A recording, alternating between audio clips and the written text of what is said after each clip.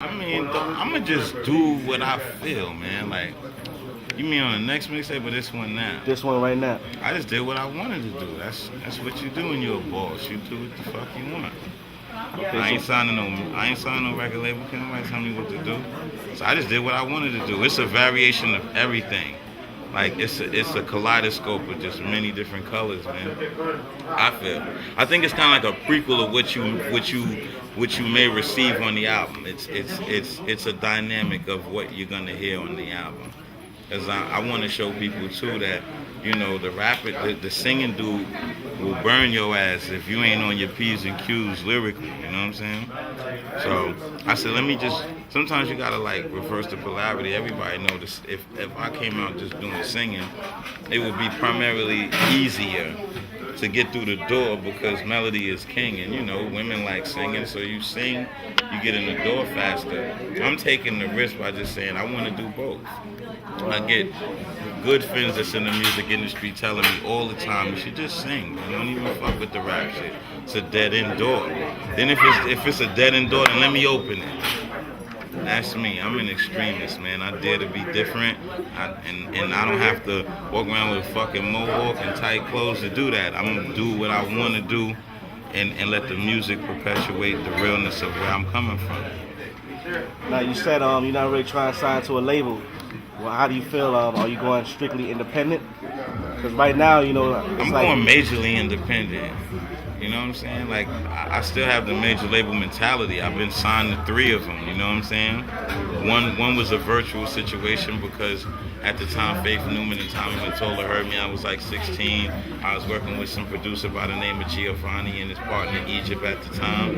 And they heard me and they were blown away by what I did then. And I got a deal for $300,000. It was a pending deal, and it didn't happen because, some individuals were posing as management, and they didn't want to get into a big soiree of bullshit. So that ended, and then from it went to Def Jam, and it went to Tommy Boy and dealing with Maceo from De La Soul. So I still have the major label mentality. Anything I do has to have that look. I'm not gonna put some shit out. You're gonna see some corny, cheesy ass graphics, and it just looks like, oh, I'm trying to get back in the game. No, my shit is gonna look like I'm still on the label. You don't have to be signed to a major label to have that look. You just have to have the mind state and a professional staff of individuals that's willing to expedite the missions. That's it. now you got this crazy record that I heard about with Maino and Uncle Murder. Tell me how that one came about. Maino's my man. You know what I'm saying? Murder's my man. Like, I don't really deal with too many people in the music industry, but I deal with them, because they keep it real with me. They got their superstar status. I'm new in their world to the people that listen to them. And they could act funny if they want to. They ain't got to do a record with me, but they show respect. They know I'm an OG in this business, and I've been around for a while, and I've shared my experiences with them about the music industry as they shared theirs with me. And I just feel like we just have a lot in common, and we share a lot of the same interests when it comes to the music industry. And I think that Mano's a star, and I feel like Uncle Murder's a star in the making. And I'm gonna only put myself in a position to deal with people who are about something, and they're just good dudes. You know what I'm saying? Beyond what you hear in their music, like, they're good dudes. And now you see Mano make the transition because he understands that we have a Brooklyn legacy to uphold. That ashy, the classy shit is real. You know what I'm saying? You gotta take it from the block to the boardroom. You can't just stay on the block with it all the time. You gotta make that music that's gonna, take grandma out the projects. Feel me? Now, being that you're working with, this next generation of MCs, and that you was around back then when I would say hip hop was kind of more new, so it was more fresh. It was kind of more popular than, not more popular than it Yeah, is it's right now. the second golden era. It's the '90s. Oh, so you feel like right now is the 90s? No, I don't feel like now is the '90s. I feel like the '90s was the '90s. Oh, okay. And okay. the '80s was the '80s. The '80s was a wonderful era for hip hop. It started evolving into a franchise, and in the '90s it became the franchise. Now in the millennium, it became a major franchise, a multimedia franchise, a corporate alliance franchise. Now you can alliance yourself with Pepsi and make millions of dollars. You can do a Coors Light commercial and corporate alliance yourself with these different conglomerates and make millions to billions of dollars.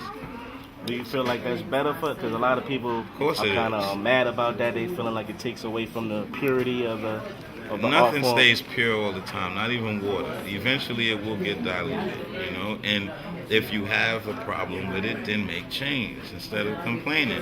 All of the people, there's millions of people that's complaining, so then buy real hip-hop shit and make niggas like Common Sense and niggas that's dope that put their time into music go platinum. Serious. You don't see that happening because only thing people want to do is talk. Now we're in $1 billion industry. This business has not really, to me, reaped the true benefits of where it can really go financially. This is just the beginning. The music industry isn't in a recession. People know what the hell they want to buy. Lil Wayne went through, sold 3 million records? With with people downloading his album prior to it coming out, it's no recession. Not in the music industry, because in the times of heartache and hardship, people gonna run to entertainment. People gonna want to laugh, drink, smoke, and kind of escape from their problems. And entertainment does that. So why would the entertainment business have any premise of a recession? I don't believe that. That's just the record labels trying to tell you that bullshit so they could, make you believe that your 50,000 units that you sold didn't make you any money. It's bullshit. You sell 50,000 records independently, you gonna cake off. So do the math. Don't be afraid to be independent. Go independent. You're gonna make more money that way. If you're about making money, then go independent. If you're about being babied and fathered through the industry, then sign to a major label where you have no control over yourself. They tell you who to get on records with, and then when the next hot nigga like me come, they're gonna say, make that Christ shit, and then it becomes a problem and it's stressful, and then you become a has-been like a lot of other artists who've been through these labels. So, we almost out of tape. So let the people know, what Why you you want had them to to mention that, man? Why you had to mention? Were you trying to say I talked all the tape? Nah, I'm really trying to tell you. I'm fucking with you. So let the people know, any last words that you want to tell them before you get out of here. God is good, man. Believe in yourself and everything else will manifest. Christ is coming. Counteraction mixtape is all over online, so go Google it and download it if you need it.